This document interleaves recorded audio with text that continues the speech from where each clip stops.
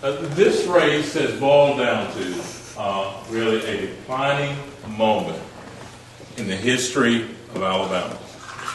To a very defining moment. And I say that because in 2007, we took a chance. And we're used to taking chances. Coming from Coleman, we took chances every day.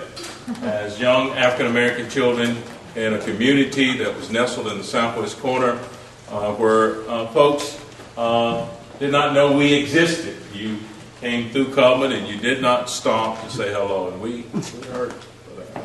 So my mother right there. My point is that we worked hard all our lives.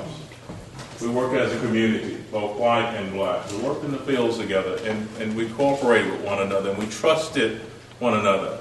We trusted each other with our children. I remember many afternoons sitting on white folks' porches and people taking care of us until our mother would get home or our father would get home to pick us up. And I remember many evenings when white children would be at our home. We were not wealthy, but my mother says, you know, we're poor, but we don't have to live like we're poor. Keep the house clean, sweep the floor, sweep the yards with a brush. And we would do that. I'm running for lieutenant governor because I love Alabama. I love what she has to offer. I'm tired of the poison ivy sitting in our field. And I say that because, folks, there has been a disjustice, a disloyalty, and a distrust over the past 4 years in our Alabama legislature. You have not had your voices heard. You have been cut out of a democracy, and you've been put under a dictatorship, and that is wrong. We can all be a part of changing history in Alabama forever for the good. I'm not just one man standing alone, one man crying in the wilderness. I'm a lot of men and a lot of women, because I believe that women have an equal share in this whole process. We're not in 1901 anymore. We're not in an era where women cannot have a voice. We're not in an era where people of color are not counted as human beings. We're not in that era anymore. We're in an era where we're moving forward. And we're in an era where we are people who believe in their state. Alabama is not number 49 and 50 always. Alabama is number 1. We have a group of people sitting down in Montgomery who want to keep us 49 and 50. But we're much better than that. We're much better than what people have heard and what people read about Alabama. Alabama is beautiful. Alabama is a great state to raise our families. We have the most beautiful navigable waterways. We have the most beautiful hunting areas. And folks, we have some of the best schools that there are. Our teachers are not demons. Our teachers are people who believe in our children. We entrust them 8 hours a day and sometimes 9. And they take care of our children. Our teachers took care of me when I was in public education. Folks, I could not have been educated if it had not been for my high school English teacher.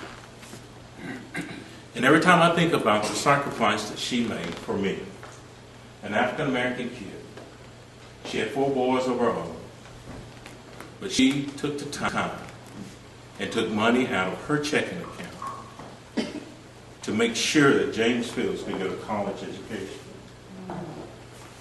We have a governor who has no concern about the heart of Raleigh. We have a governor who's just a dermatologist.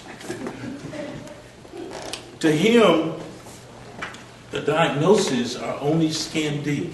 To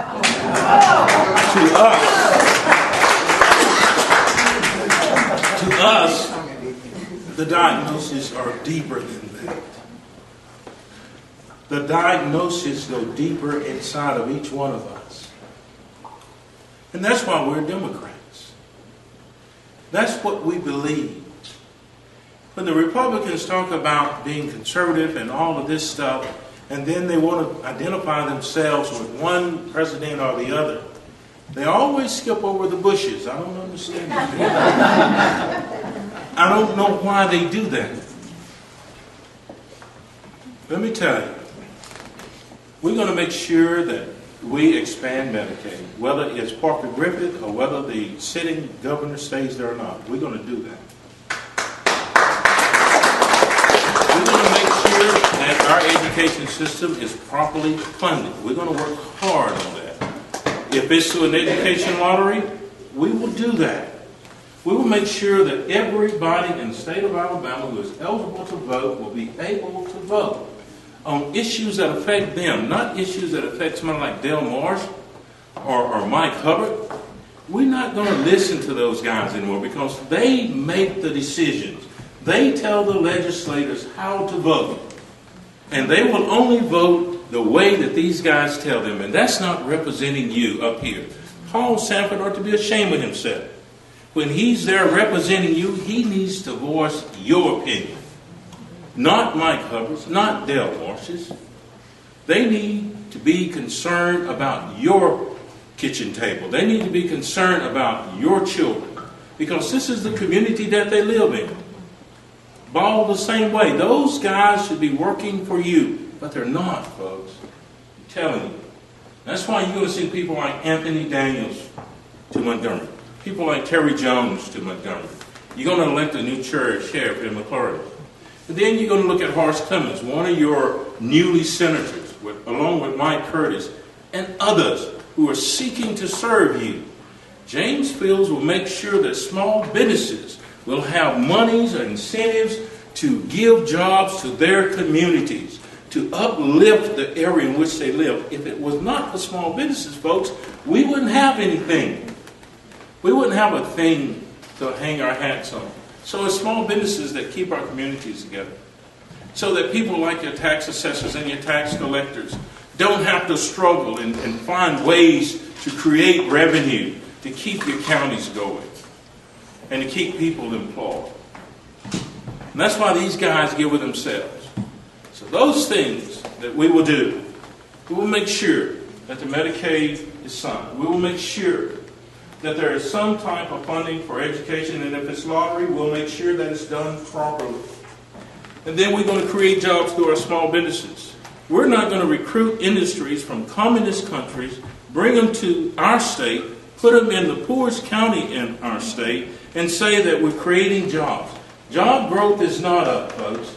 We went from 7.1 to 6.9 only because those people who had exhausted their unemployment benefits went out of the system. So they're not counted anymore. And so, therefore, Governor Bentley will not receive a paycheck.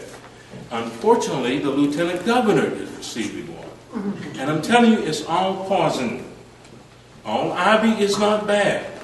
The one we got is full of poison. And she's got to go. She almost broke our educational PAC program. Some of you put money in that for your children. Someone shared me about $18 million a year. She went to sleep at the wheel. I don't know if she actually went to sleep or if she just dozed off with a cup. I don't know.